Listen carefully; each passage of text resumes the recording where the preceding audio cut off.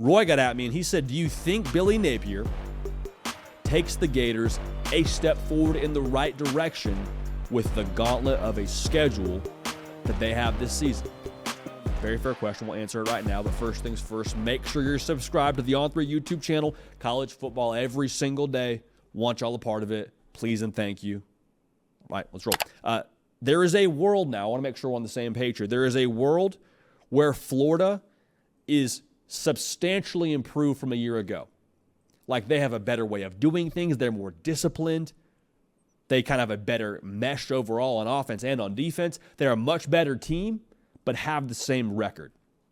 That's not my answer to the question, but I need us to all be aligned. That's how difficult the schedule is for Florida.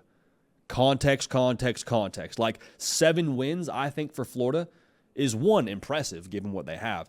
2, it makes Billy Napier and his job security, which everyone wants to talk about right now during the college football offseason, makes it more of a conversation, I think. I think 8 wins secures his job, but it has to look a certain way, I believe, for there to be some more satisfaction around that 7 wins. Just look at what we got here. We got Miami, Texas A&M.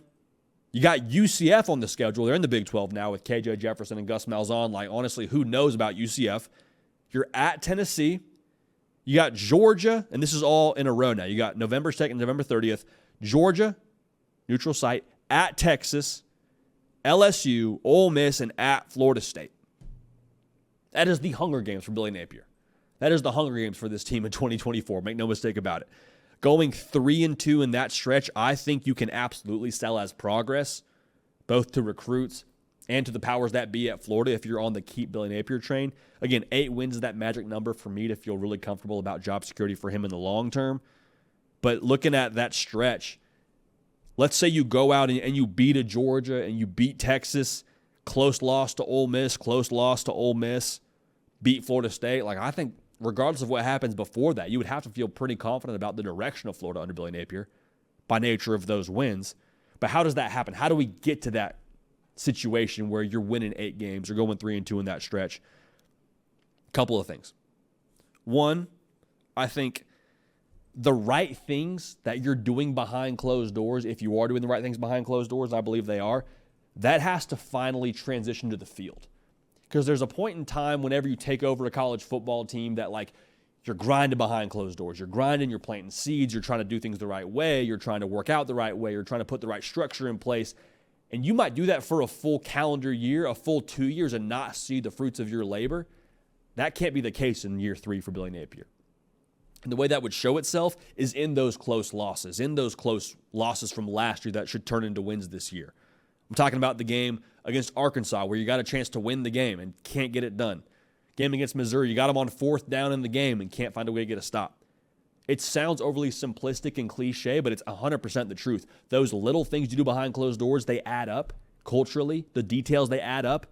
That has to be something that they are able to use to their advantage in 2024 to reach that win total they want to reach. The other part of this is they have to find a way or find someone on this roster to elevate them and be their change agent. And what I mean by that is when the roster is even, when the playing field is even, whether it's a momentum thing during a game or whether it's the score is tied, whatever it ends up being, you got to have your dude that you go to that takes you to that winning level.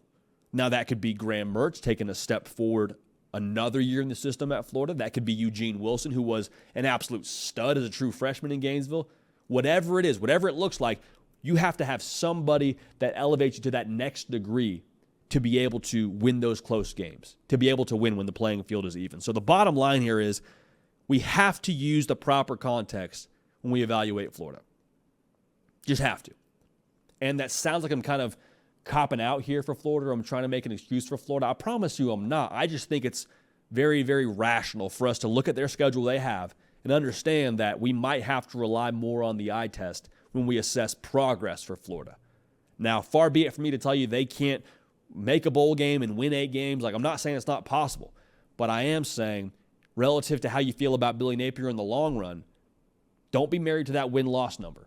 If you are, it's your criteria, that's fine. But talking about success of Florida in 2024, look at the win-loss number for sure, but then also look at the way they looked in some of these games. Now, if they walk out there against some of these teams and just don't even look, I mean, comparable, if it's just a clear, like, hey, this is not going the right direction, then we can have a different conversation. But again, context, and eye test is going to give us a lot of information in 2024.